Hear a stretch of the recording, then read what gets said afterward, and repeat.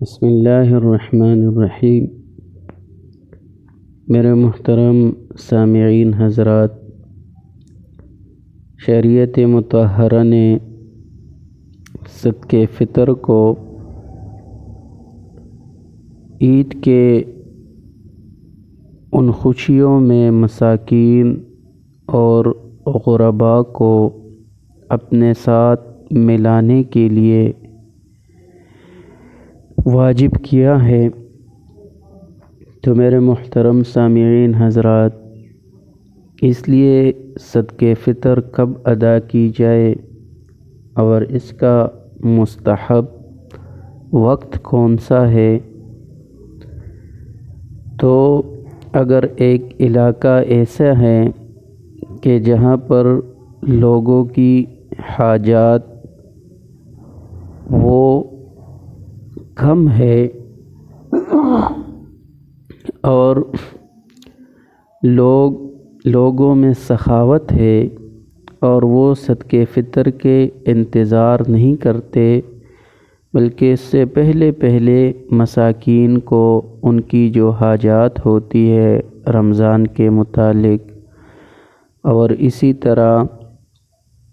جو عید کے متعلق لوگ پہلے سے پورا کر دیتے ہیں، تو پھر تو میرے محترم سامعین حضرات، عیدگاہ جانے سے قبل صدقہ فطر ادا کرنا یہ مستحب ہے، اور اسی وقت فطرانہ ادا کرنا زیادہ مناسب اور بہتر ہے۔ ہاں، لیکن اگر کوئی شخص پہلے دے دے، رمضان المبارک میں صدقہ فطر ادا کر دے، تو بھی اس کا فطرانہ ادا ہو جائے گا اور اس کا ذمہ فارغ ہو جائے گا۔ لیکن اگر ایک علاقہ ایسا ہے کہ وہاں پر لوگوں میں اتنی سخاوت نہیں ہے اور وہ فقراء، غرباء، مساکین کو صدقہ فطر ہی دیتے ہیں